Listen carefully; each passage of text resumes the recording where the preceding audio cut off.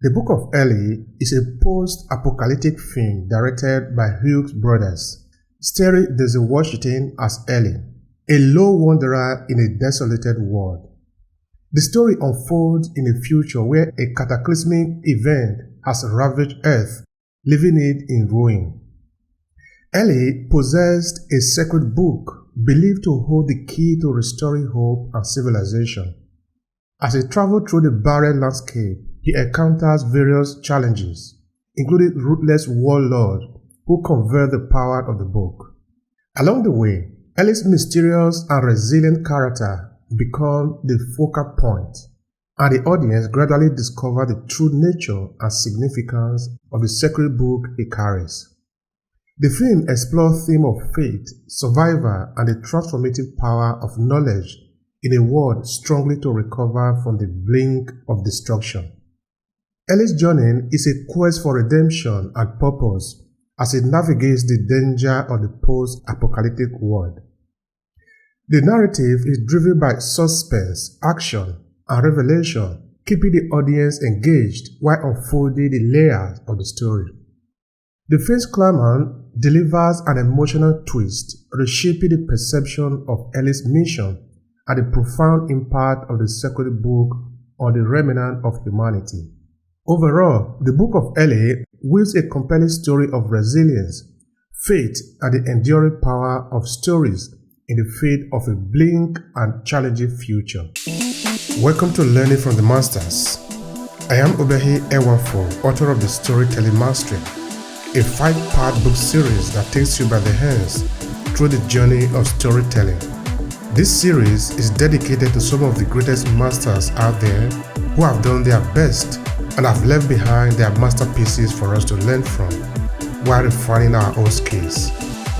To learn more, join our Storytelling Mastery for businesses at academy.aclasses.org/storytelling mastery.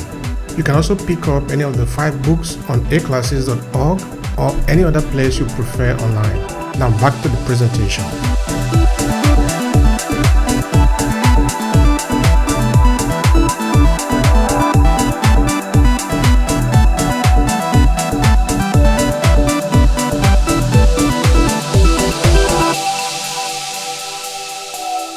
Now let's extract several indispensable lessons from the film and discuss how beginners can replicate them in their own storytelling. Lesson number 1. Purpose-driven storytelling. Lesson: Eli has a clear purpose throughout the movie to protect and deliver the sacred book. Your story should have a clear purpose or message that resonates with your audience. Now, you can never underestimate this in that you are inviting people to follow your narration. You are taking them to a world that you have created in the story. And for those people to follow you and be emotionally involved in the story and be part of the narrative, there have to be a purpose. Your story needs to have a driven purpose. You can never underestimate that. How can you apply this in your storytelling? Make sure you define the central theme or message of your story before you start writing. Like, know what you are writing and what you are writing about. What is the message you want to communicate to your audience? You don't want to waste their time and you don't want to waste your time either. So it is important you understand, why are you writing this story? Why are you telling this story? What is the takeaway from the audience? What is the transformation? What do you want them to gain at the end of the day? This will help you to maintain a focus and ensure that your narrative has a meaningful impact. In my 5-part book series, The Storytelling Mastery, this was well explained in the course of the book series. So I encourage you to pick a copy of the book at aclasses.org or any other place you prefer online. Now lesson 2. Resilience in the face of challenges. If you have been alive for a considerable amount of time, you understand that life is challenging.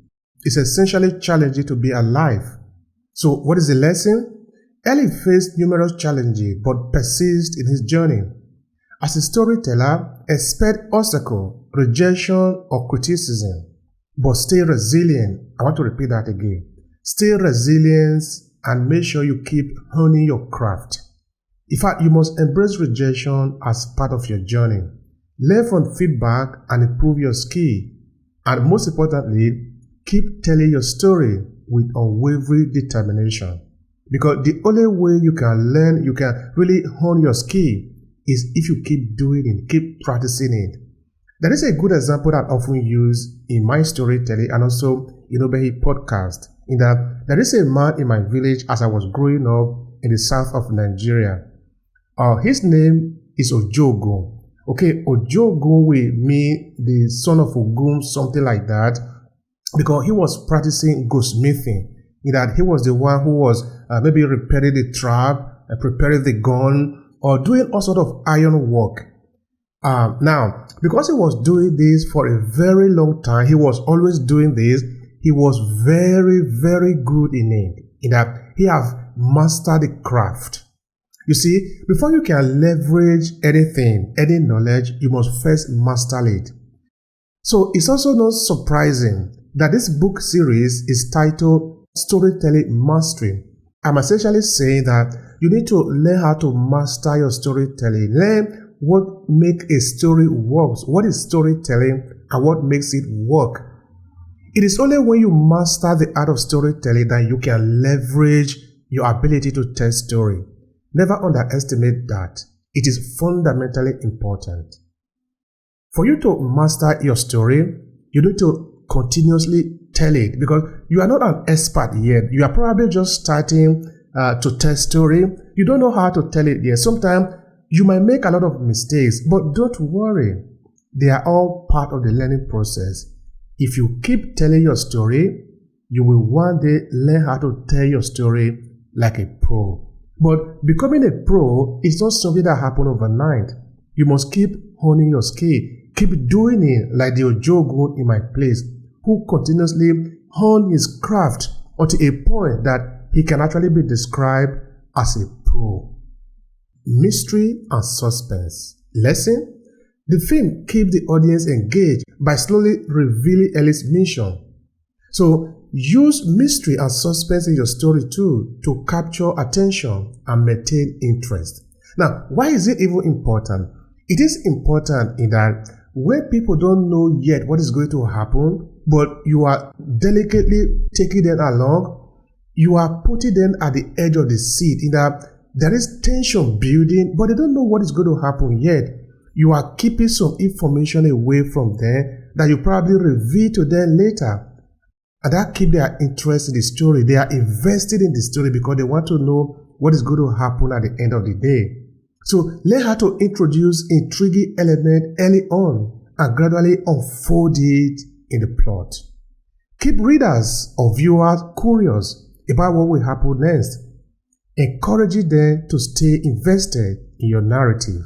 This is one of the best ways to make sure that your audience stay with you. Now, have you imagined going to a movie, for example? So when you are in a movie, you don't see everything that is going to happen yet. Or perhaps somebody have even told you. But because of the way the story is weaved, you are sort of worried, you are sort of wondering, but what is going to happen next? You are not sure what is going to happen. But you know that something is cooking. Now, for the fact that you don't know what is going to happen and how it's going to unfold, you have more interest in paying attention to what is taking place. You also need to leverage this in your storytelling. That you withhold some information for the audience, but letting them know that something will happen. Now, that which is about to happen, keep them awake in the night so that they pay attention to how it is going to happen. Now, lesson 4. Make sure you use visual storytelling. Lesson: the book Ellie effectively used visual to convey emotion at a post-apocalyptic setting. So make sure you leverage visually your storytelling to create a vivid and immersive experience for your audience. You see, the saying has this that a picture says 1,000 words. But what if that picture can even become a movie picture? That can be uncountable now. So in your storytelling, make sure that you leverage the power of visual. You give the audience a visual example of what you are talking about. Now they can be more emotionally involved in the story. And when you add maybe some sound effect to the visual accompanying it, the audience can be totally lost in the narration. You can transport them into the story that you are telling. So describe your scene vividly. Use metaphor and appeal to their senses like sound, sight, feeling, and of course, all other elements that have a direct touch to the emotion of the human being who are listening to you. Help your audience to visualize the world that you are creating and make the story more memorable for them. What is lesson number 5? Well, that is character depth and development. Of course, the character in this story, Denzel Washington, is absolutely phenomenal in the way that he portrayed the character in the story. You see him holding a small knife. You see the way that he was really a master in portraying the character. He was very good in it. Of course, we are talking of Denzel Washington of all. So he absolutely good. Now, what is the lesson? Ellie's character is complex and undergoes significant development. What can you do? Make sure you craft rounded character with depth, growth, and relatable quality to enhance the authenticity of your storytelling.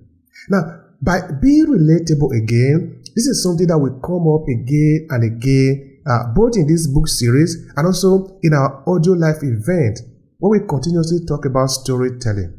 Is that the story you tell, you should tell it in a way that the audience you are telling it to should find themselves in the story. How do you do that? You make sure you utilize the universal emotion, like the sadness, the fear, like the happiness, because these are some of the things that people feel. Until you leverage this in your story, people cannot find themselves in the story that you are telling. And if the story is not relatable, if they cannot find themselves in the story, then the story is not going to land in them. You want them to be part of the narration. That is why you are making sure that the story relates to them. Because you know the audience, you know how they react, how they relate, what makes sense to them. So you are deliberately putting those elements in the story. What am I saying? Create character with unique personality, motivation, and flaw. Allow them to evolve throughout the story. All this will make sure that they provide a dynamic and engaging experience for your audience.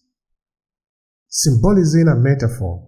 Make sure you integrate symbolism and metaphor in your storytelling and add depth and layer of meaning. This is sort of relating to the suspense we were talking about before. This symbolic and metaphoric meaning in the book that Ellie, in this case, Denzel Washington, was holding, made the people curious, like asking, what is inside that book? What does it really contain beyond just the text that might be written on it? Those symbolic meaning give a further depth into the entire story that you are narrating or telling to your audience. So that is a strong power, a huge power in symbolism and metaphor when it's well used in story. What I'm telling you is that you need to replicate key symbols or metaphor that is related to your story theme. Use them strategically to convey emotion or message directly. This will allow your audience to interpret and connect on a deeper level.